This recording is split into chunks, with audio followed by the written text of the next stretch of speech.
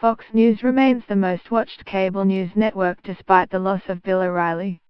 PBS and CBS ratings seem little affected by the abrupt ouster of Charlie Rose. And at the Today Show, ratings have gone up since NBC fired Matt Lauer last week. So far, the wave of high-profile, scandal-tarred departures of celebrated media personalities over allegations of sexual abuse has had scant impact on investors. But there may end up being one major exception. John Lasseter, the Chief Creative Officer of Pixar and Walt Disney Animation and Principal Creative Advisor for Walt Disney Imagineering, which conceives and executes Disney's theme park attractions. Last month, in the midst of other high-profile firings for sexual harassment and misconduct, Mr. Lasseter said he was taking a 6-month sabbatical from Disney because of unspecified missteps, after a series of what he described as painful discussions with top management. It's hard to overstate Mr. Lasseter's importance to Disney's studio entertainment division, which last year generated $9.4 billion in revenue and $2.7 billion in profit. The director of the seminal animated hit Toy Story, Mr. Lasseter is the father of modern animation, said Doug Kreutz, senior media and entertainment analyst for Cowen & Company. He added that, for Disney, the importance of animation goes way beyond the earnings at the studio. It stokes the engine for consumer products and theme parks and getting kids into the Disney fold. Mr. Kreutz said if there's anything at the core of Disney, it's animation.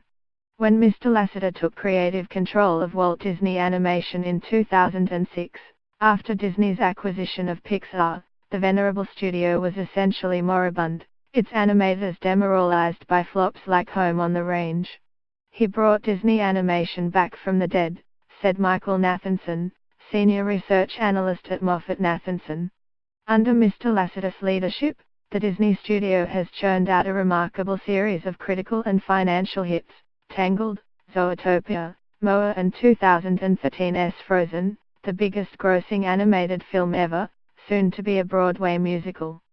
Just a month ago, Mr. Lasseter was feted at the Walt Disney Family Museum in San Francisco with its Lifetime Achievement Award, and the songwriters and stars of Frozen serenaded him with a tribute. Sporting one of his trademark Hawaiian shirts, he was on the red carpet the next night for the premiere of Coco, the latest Pixar release, which dominated the Thanksgiving weekend box office and drew rapturous reviews. No one has publicly accused Mr. Lasseter of sexual assault or anything close to it. People at Disney, who were told not to speak to the press, described Mr. Lasseter's effusive and often theatrical personality, and said he sometimes subjected women to prolonged bear hugs, inappropriate touching and kissing on the lips, incidents they said were usually fueled by alcohol. In an email to employees in Disney's animation division, Mr. Lasseter, 60, apologized to anyone who has ever been on the receiving end of an unwanted hug or any other gesture they felt crossed the line in any way, shape or form. While Disney executives said they hoped and expected that Mr.